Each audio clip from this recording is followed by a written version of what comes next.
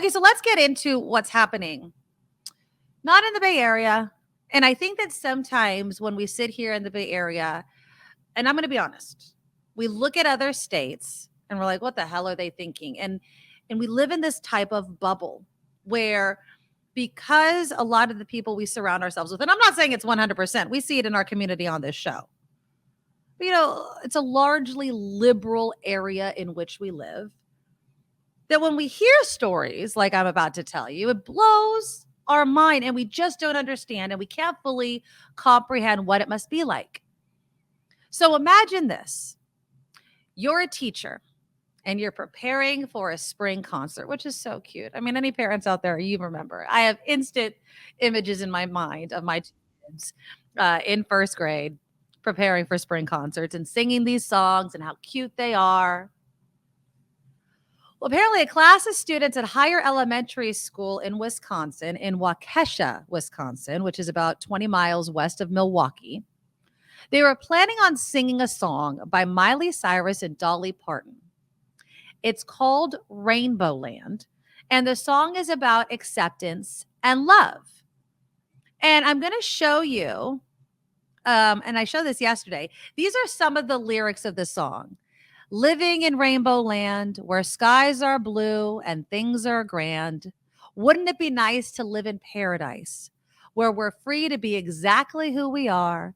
Let's all dig down deep inside, brush the judgment and fear aside, make wrong things right, all things right, and end the fight. Sweet, right? I mean, wouldn't your heart just melt if you were watching a bunch of first graders sing this song? Now imagine being a teacher and having to tell these students who've already heard the song and love the song, sorry, we can't sing that song. Well, that is exactly what has happened to Melissa Tempel, who joins us now on the Maduro Show. Melissa, thank you so much for joining us. Hi, thank you for inviting me. I'm really glad that you made the time. I know that since this story has blown up, you've been a very busy woman, but I do appreciate it because one of the reasons, and before I brought you on, I was explaining, I'm here in the San Francisco Bay Area. We have a reputation, even though it's not 100% of being very liberal. I'm not saying that there is not any sort of support or people that lean a certain way in Wisconsin, but it's very different than the Bay Area. So let's first what happened. Walk me through, because I'm correct in saying that these students heard the song, liked the song, and then what happened? Well, if you don't mind, I can back up even from before that. Yes, please. Because starting last year in August, in a couple days before school started, so it wasn't even when students had arrived yet, we were having professional development days and we received an email that was from the superintendent, who is the same superintendent we have now. And it stated that we weren't allowed to have any signs in our classrooms that would be quote unquote controversial. Our school board policies don't enumerate exactly what controversial means, just that's the only word we have. So the examples they gave us were signs that said Black Lives Matter, signs that said thin blue line, and then the one that just blew me away was anti-racist classroom. So I'm not allowed to have a sign in my classroom that says anti-racist classroom. Apparently, from what I've heard, that's one of the words, along with like CRT and all that have been going around as being anti-American or something like that. So those signs were banned. Then later that year, some teachers were told, because of that directive, we couldn't have rainbow flags in our classrooms. And one teacher decided that she wasn't going to take her flag down, and she was ultimately suspended last year for a day without pay. She even appealed and did not win the appeal, even though the policy doesn't say anything about rainbow flags, and nor did the email that we received. So it's just been really confusing. And then fast forward to this year, we were told we can't teach anything outside of our curriculum, which is mostly textbooks, especially in the middle and high school level. And then we were also told that this month, we can't have the dress code changed. The school board policy changed completely. Now it's written. We can't wear anything that would be deemed controversial. We can't have any stickers on our computers. We can't have any signs on the walls or on the doors. And we also can't have any signs that say safe space or all are welcome here if they include rainbows. So those things, so all this stuff about Rainbowland seems really shocking to everybody around the world, right? But to us, it was kind of a natural progression.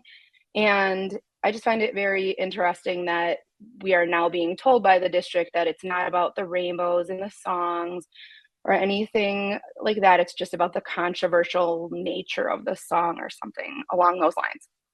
So yeah, we asked about, my music teacher thought it would be wise, and he was correct to ask about if the song was okay to sing, and then he was told no. We are also told this month we can't use student pronouns or names unless the parents have given specific formal permission for students to use different names or pronouns. Yeah. Wow. I mean, yeah, it seems like it's obviously been progressing over the recent years. Obviously, it's part of the policy. There's been some sort of movement. Is it? And I guess I can only speak to your school district. Is this parent led? Is this administration led? Is it fear based? By fear, I mean, is it, we don't want parents to start protesting, so we're just going to get in front of it? Where do you see kind of this starting with? I think it started with, well, none of this happened before the pandemic. I think in the country we've seen an uptick of people against masks, for example. That was my first indication that things may be changing in the district, because we had a school board election the year that everyone was shut down for the pandemic. So the year after the spring, we were in school and we were required to wear masks. But by the end of that school year, we had in the April election, there was a new school board. As soon as they started, the first thing that happened during the meeting was that effective immediately, no one was required to wear masks. To me, that was the first thing. But then also we were in the national news last year because the school board voted to deny the federal funding for free breakfast and lunch that was being offered to everybody. Why? Yeah. Why did they do that?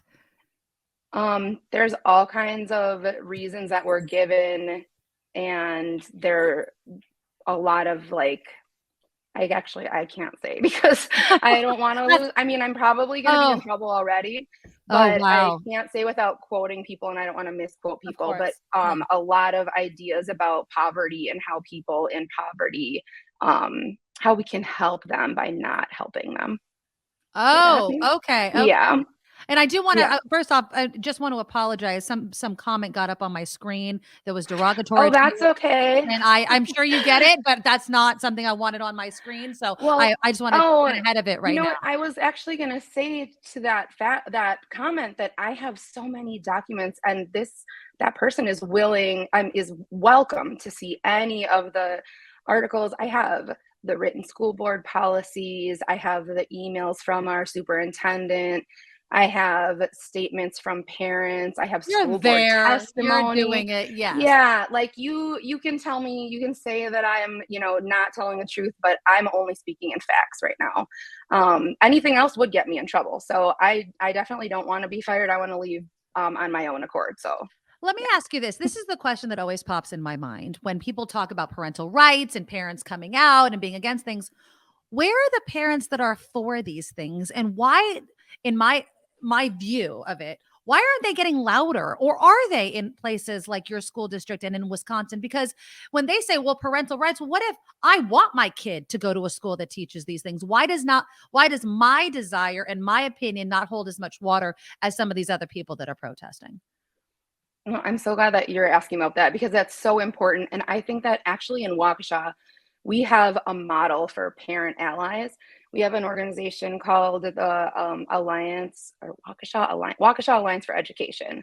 And they are amazing. I've worked in other districts before, and this district parent group is amazing. They're organized, they're knowledgeable, they have the time and the resources to do so much, and they are dedicated to improving the schools for their children and for the educators. They're super supportive of schools and educators, public education. The problem is that the county where my school district is located, there's a lot of people that don't agree. And so the money is where the noise is. And that's why I think they're not getting as much of a voice, because, you know, they're working for nonprofits, they're working for the public education, or they are, you know, home with their kids. And so they don't have the access to the media, which is also why I decided, like, you know what, enough's enough. I'm going to say something, because this is the perfect opportunity for this message to be out there. Yeah. You know, things are changing. It's not just in Florida. It's not just in the South where we see these changes. And it's really dangerous, because in districts like mine, that is a larger district in a area surrounded by smaller districts in a relatively conservative area, we have other school districts that are going to follow what we're doing. So if we're changing the parental rights policy, so that teachers can't tell the parent, or have to tell the parents if a student comes out as gay to them, other districts are going to follow suit.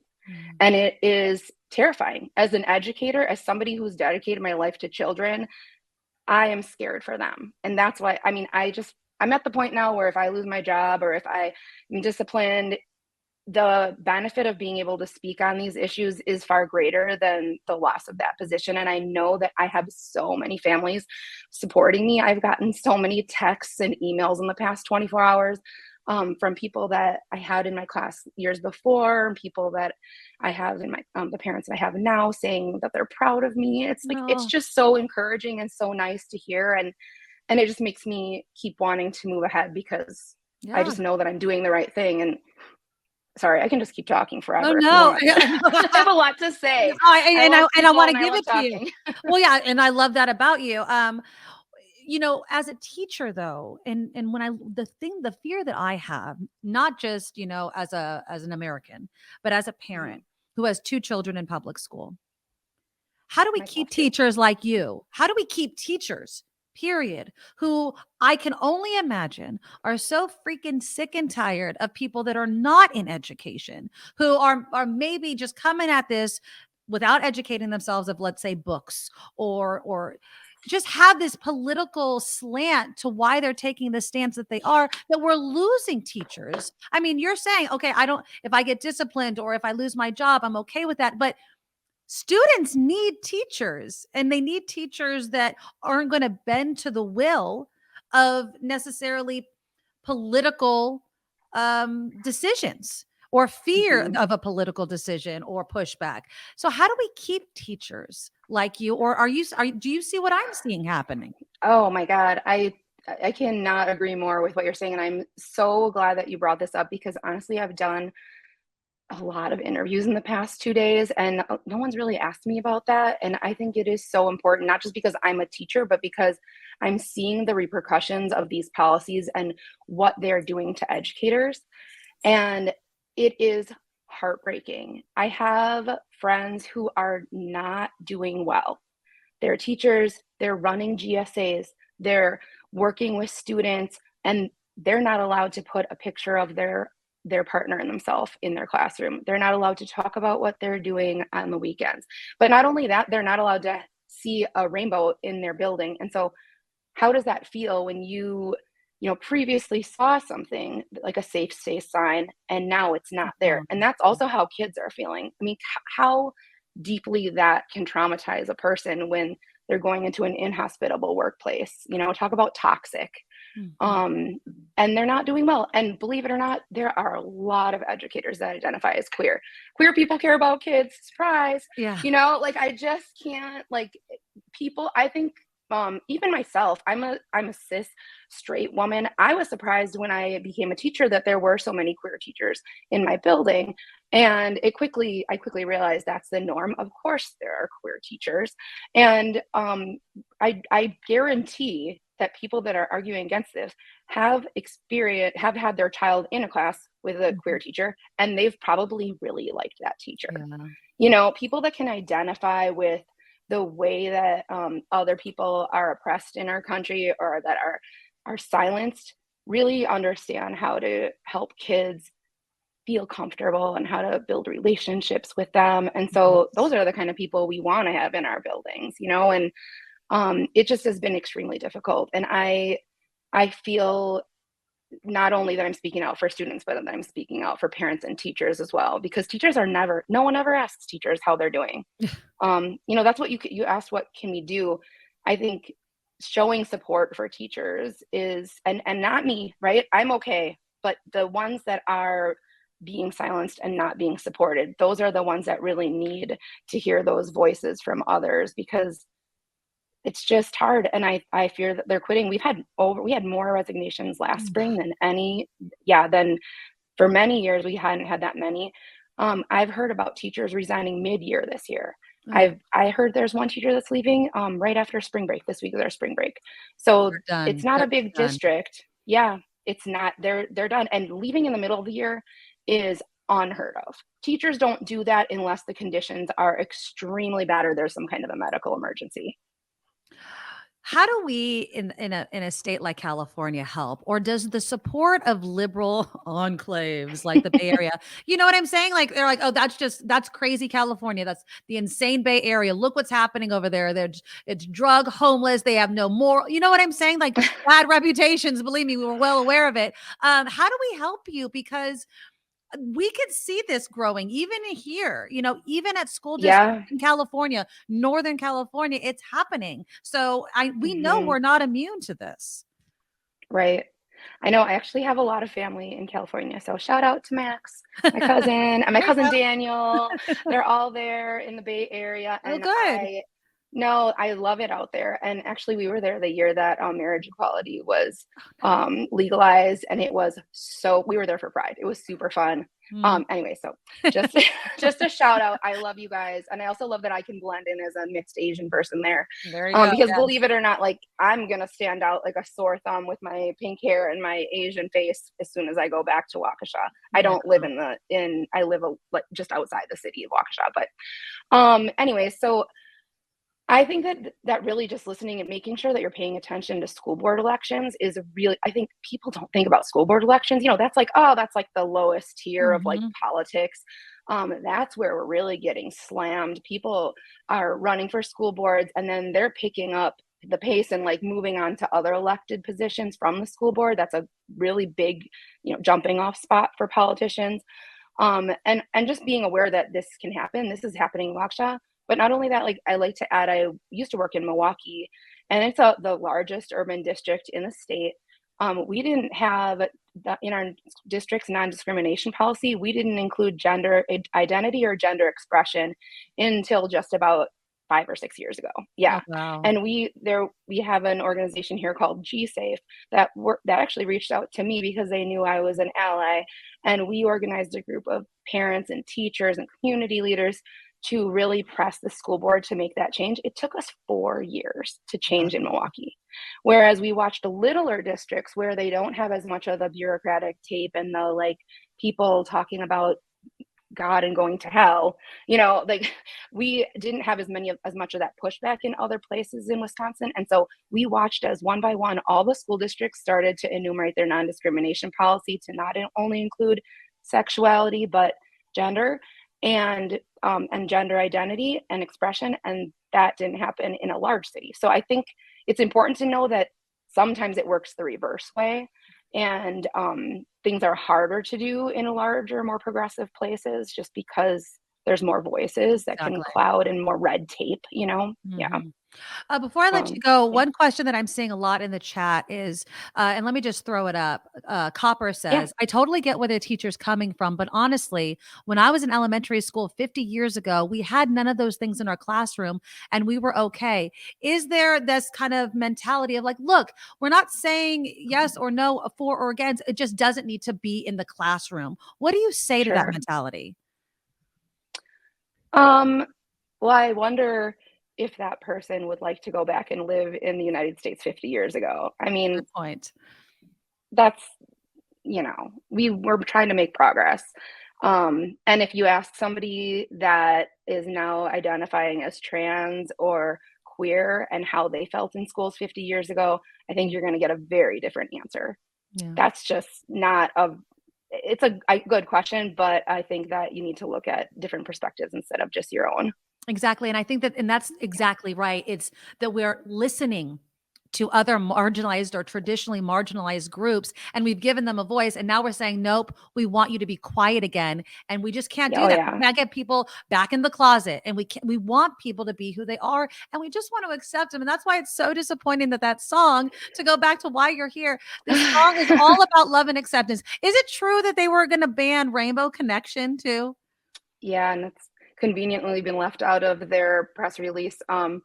We were told at the end of the day after we couldn't sing Rainbow Connection either, and then that was quickly reversed to the following morning. Mm. But I do also have evidence of that if anyone wants to see. If that guy wants to see the evidence. Melissa Tempel, Thank you so you're a much. first grade teacher. I so appreciate. I know that you have been like making the rounds, but I wanted your voice on my show. I appreciate you. We'll be following the story if there's any updates. If there's anything we can do here in the Bay, you have my contact information.